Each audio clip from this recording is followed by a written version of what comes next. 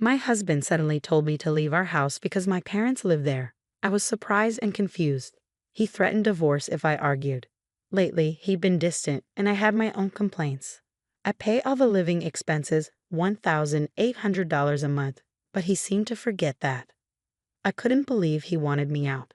He said his parents wouldn't be comfortable with me there. I didn't understand, but agreed to leave and take my things. He was happy when I agreed and left. I called a resale shop right away.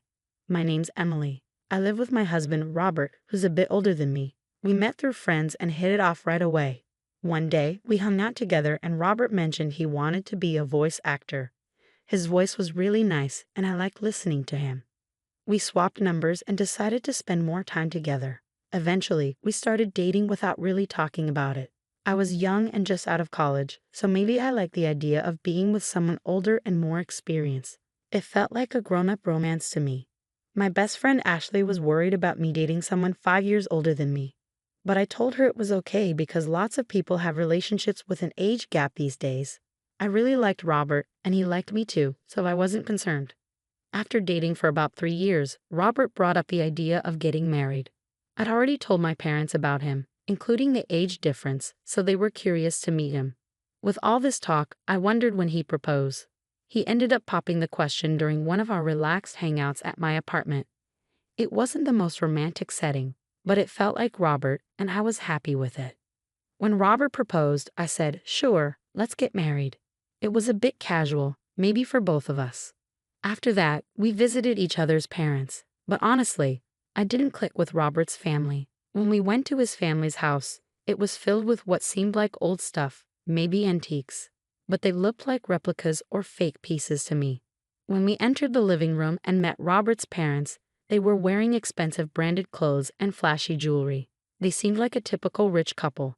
It was clear our tastes and values didn't match. Robert's mother even made a rude comment about my appearance, which shocked me. But I figured as long as Robert and I were happy, I didn't have to deal with his parents too much. After we got married and moved into our condo, Robert seemed anxious one day.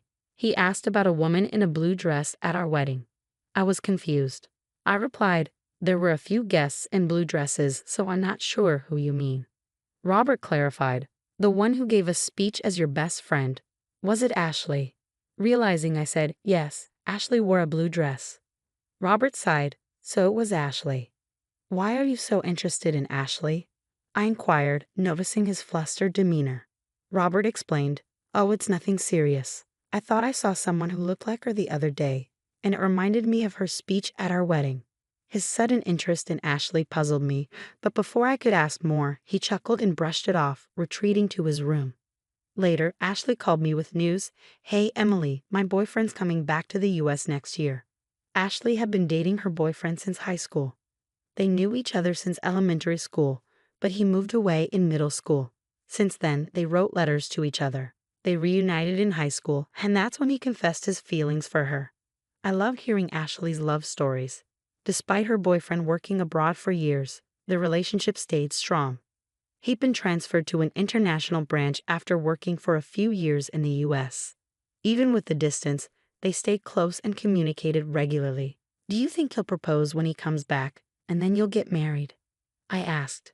Ashley laughed. "Emily, you always jump to conclusions. Just make sure to invite me to the wedding. I'll give a great speech. After your touching speech at your wedding, I'll need you to do the same at mine. But don't set the bar too high." We chuckled together over tea, knowing we could talk about anything, trusting each other completely. Whenever one of us had a problem, the other was always there to listen and support. Around this time, I noticed Robert was coming home later and later. "Working late again today," I remarked. "Yeah, you don't think I should work just because we're married," Robert responded. Even though we were married, Robert still pursued his dream of becoming a voice actor. He worked part-time jobs to support his studies, but didn't see immediate results. All the money he earned went into his voice acting classes, so I covered our living expenses. Because of this, we couldn't say much together.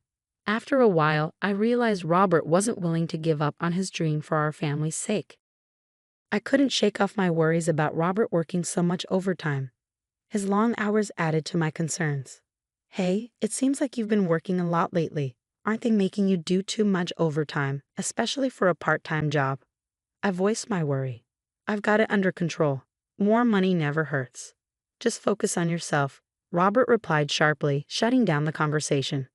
By this point, Robert had stopped using my name and only referred to me as you. When we got married, I thought he'd speak to me kindly and often, but after the wedding, his words became harsh most of the time. His once gentle, deep voice now sounded rough, likely from drinking too much. Aspiring voice actors need healthy throats, so I worried about his well-being, but he didn't seem to care. Gradually, he started avoiding me, even ignoring me at home. That's when Ashley called, wanting to talk. Since I had my own worries, I suggested meeting up. We chose a karaoke booth to chat privately. Ashley seemed cautious, picking a room where she could see the staff from the door. Why did you choose this room specifically? I asked.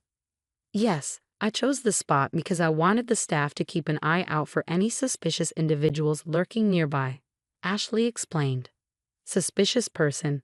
Is that related to what you wanted to talk about? I asked. Ashley nodded, explaining that she felt like someone had been following her since she quit her job a month ago. Even on her days off, she sensed someone trailing her. She chose a room where the staff could easily see to prevent the person from eavesdropping on our conversation.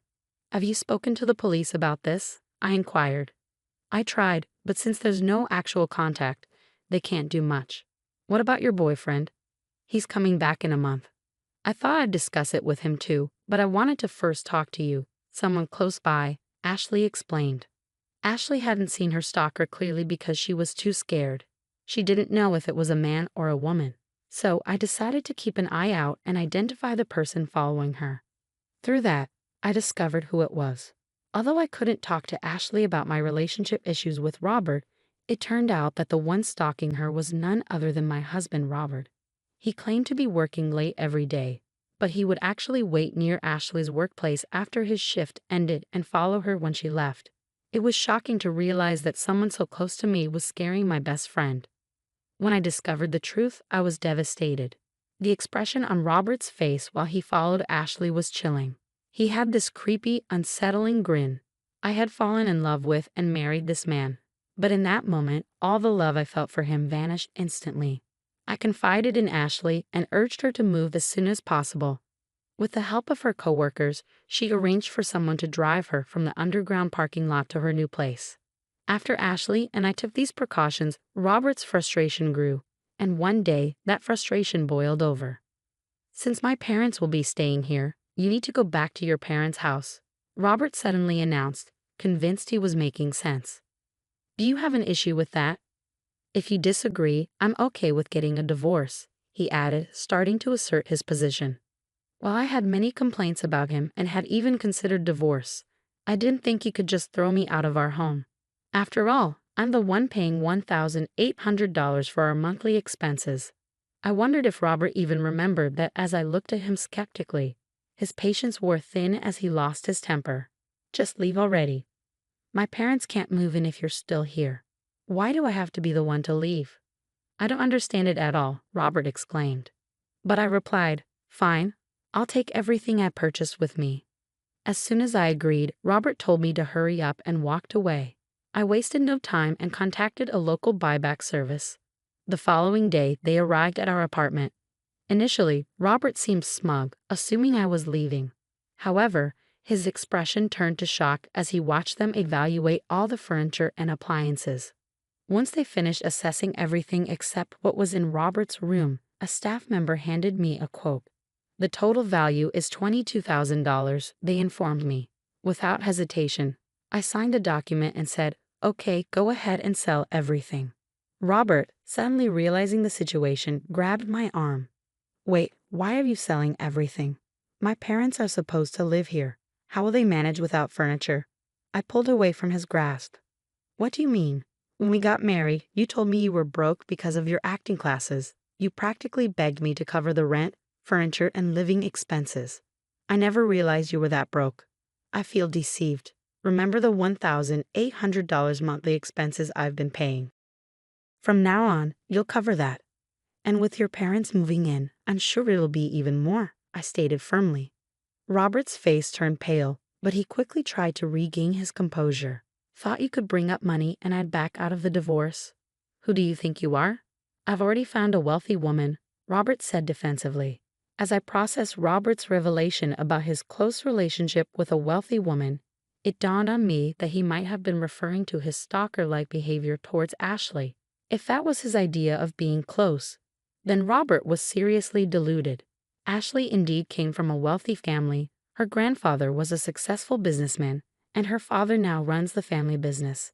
Ashley was the epitome of a perfect heiress, yet she never flaunted her wealth. She lived modestly like me and our friends, and nobody judged her based on her family's money. It seems Robert had learned about Ashley's affluent background and decided she'd be a better match for him. Could he really believe that wealth determined someone's worth, especially when it came to marriage? That thought infuriated me. However, I knew Ashley would never consider marrying Robert. Ashley's longtime boyfriend, whom she's been with since high school, is returning to the States soon. They'll probably get married, I stated. Robert was stunned to hear that he wasn't considered close to Ashley and that she found his behavior creepy. But I always walked Ashley home, he insisted. You should consider yourself lucky you weren't reported to the police, I retorted. But I didn't know she had a boyfriend. He's been abroad, Robert protested. They've been pen pals since elementary school and apparently talk almost every day. And unlike you, who's only been working part-time jobs, her boyfriend is a successful man recognized even by her father, I asserted firmly. Robert looked defeated as I spoke. Once the buyback workers had taken all the furniture and appliances, he seemed to regain some composure. I guess you're all I have left. You'll support my dream of becoming a voice actor forever, right? He asked, trying to strike a charming pose. I gave him a cold stare and replied, "Excuse me. I've already visited a divorce lawyer and started the process. Let's communicate through our attorneys from now on." Perhaps thinking I still harbored feelings for him, Robert clung to my waist. "Don't say things like that. Haven't we been getting along all this time?" he pleaded. "Getting along? Ever since you found out about my best friend Ashley being a wealthy heiress, you've been distant and started hanging around her. I realized marrying you was a mistake right after I said I do, I declared." Robert broke down in tears, behaving like a little boy despite being older than me by 5 years. Seeing him cry like a child only made my already diminishing affection for him plummet even further. "I can't stand being in the same room with you anymore. Just stop it. Oh, and by the way, I informed your uncle, who owns this apartment we're renting, about our divorce," I added. "My uncle? You know he's strict, right?"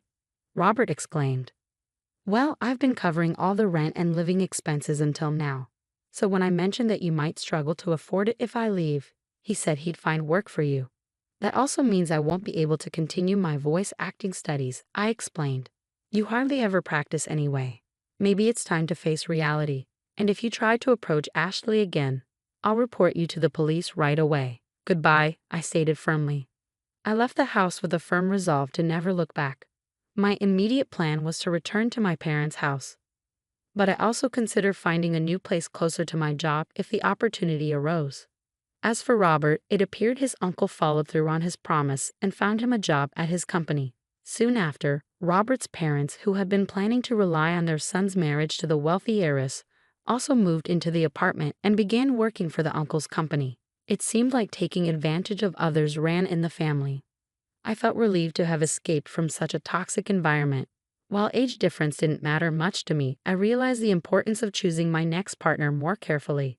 On a brighter note, after everything with Robert had settled, I received a wedding invitation from Ashley herself.